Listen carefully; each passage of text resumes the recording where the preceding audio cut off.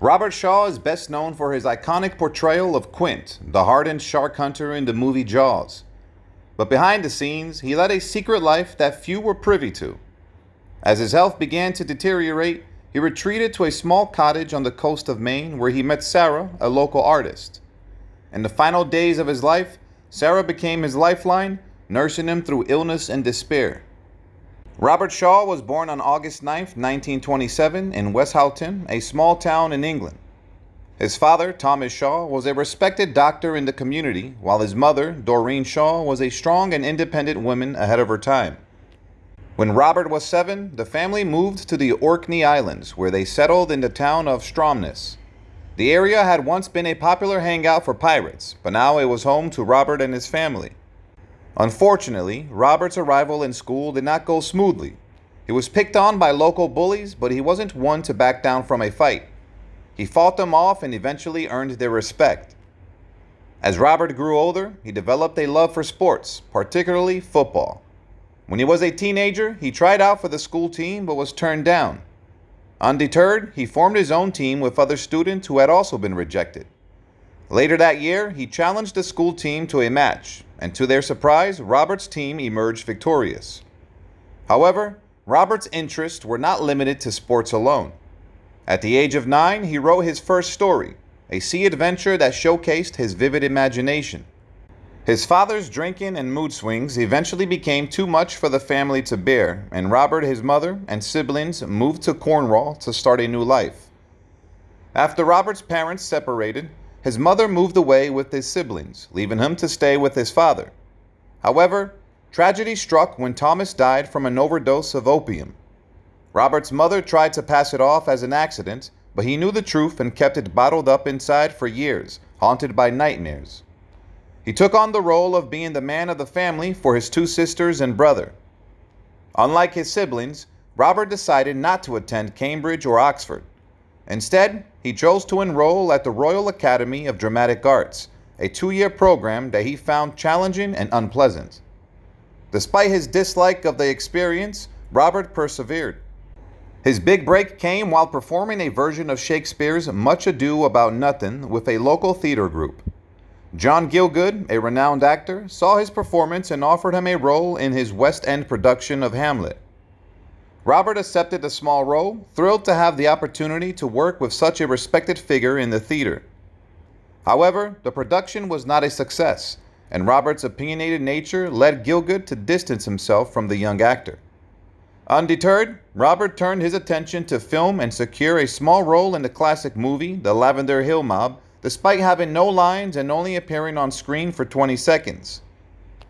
Though the part was small, it was a start, and Robert's talent would soon propel him to greater heights in the world of film. Robert Shaw's first love was writing, and his debut novel, The Hiding Place, was received very well by literary critics worldwide. It was even adapted into a film retitled as Situation Hopeless But Not Serious, with Alec Guinness in the lead role. Despite his success as a writer, Shaw had an urge to pursue acting and was determined to succeed in the field. During a production of A Midsummer Night's Dream, Shaw met Jennifer Bourke, a red-headed Jamaican girl who later became his first wife. In January of 1953, they welcomed their first daughter, Deborah, and a year later, in October of 1954, they had their second daughter, Penny. Shaw's early acting career didn't bring him great success, with movies like Hell in Korea and Double Cross only doing marginally well. But things turned around when he landed the lead role in a new British sitcom called The Buccaneers, a pirate show. The first episode was a massive hit, and Shaw found himself signing autographs everywhere he went. Robert Shaw's hit British sitcom, The Buccaneers, made him a household name and even landed him a spot in the Macy's Thanksgiving Day Parade in America. Sitting between Roy Rogers and Basil Rathbone, Shaw felt like a true star.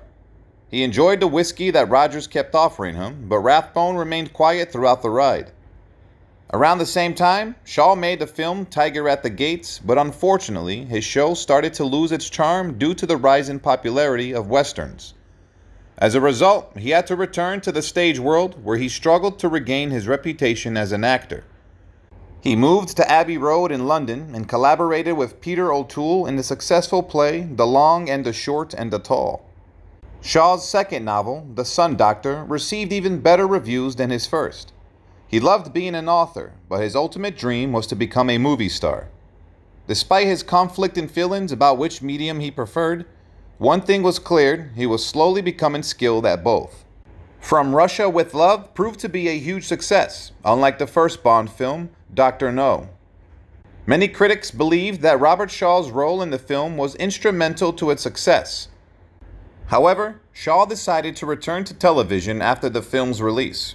He appeared in a British Broadcasting Corporation made-for-television version of Hamlet, which some of today's biggest stars consider to be his best performance. He even received letters of approval from Britain's most legendary actors, including Laurence Olivier, Richard Harris, and Peter O'Toole. Around the same time, Shaw wrote another screenplay for the British Broadcasting Corporation based on Oscar Wilde's The Florentine Tragedy. It too received rave reviews, further establishing Shaw's reputation as a successful writer and actor in the UK. Despite his television success, however, Shaw had yet to make a name for himself in America, the market he most desired to conquer. After his success in From Russia with Love, Robert Shaw took on an odd project for British Broadcasting Corporation, a readaptation of A Christmas Carol, with a star-studded cast including Henry Fonda, Richard Harris, and Sterling Hayden.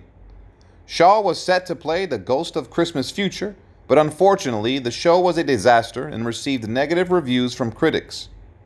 However, he bounced back and starred in the classic war film Battle of the Bulge, once again acting alongside Henry Fonda. Critics praised Shaw's performance, noting that he managed to steal every scene he was in, despite working with such a legendary actor. In 1966, Shaw was nominated for Best Supporting Actor Oscar for the first and only time in his career. He starred in the critically acclaimed film A Man for All Seasons alongside greats such as John Hurt and Orson Welles. The film swept the Oscars that year, winning a total of 9 awards, including Best Picture and Director. Shaw's next film, The Battle of Britain, became another classic war film, with airplane buffs considering it the best of its kind ever made. Robert Shaw's success continued with his last published novel, Card from Morocco, which was a huge hit. He also landed starring roles in good movies, including Figures in a Landscape and A Town Called Bastard. Although he eventually forgave himself for the latter, it was a disappointment due to its poor quality, despite having a hot director and Telly Savalas as co-star. However, Shaw's next 2 films were both of fine quality. The Hireling was picked as Best Picture by the Cannes Film Festival in 1973, tying with Scarecrow. But it was the movie that followed that became an instant classic, The Sting. Shaw finally met his match in co-star Paul Newman, who he encouraged, saying, "You're gonna do great things." Shaw's next film, The Taking of Pelham 123, was one of his best. It was a suspenseful action-adventure film where he played the villain and delivered some chilling lines. Ironically, he co-starred with the same man who beat him out for Best Supporting Actor in 1966, Walter Matthau, and once again, Shaw stole every scene he was in. Robert Shaw's success in Hollywood came with the biggest box office film he had ever been a part of, Jaws. The film became the most seen new film in the entire world and broke box office records, becoming a part of American culture and spawning 3 sequels. Unfortunately, Shaw didn't receive a percentage of the film's profits and went home broke due to the high taxes he had to pay working in America, Ireland, and Canada. Despite the financial struggles, Shaw's career was still on the rise in Hollywood. He had become a stronger force in the industry, gaining recognition for his performances and becoming a well-respected figure in the acting community.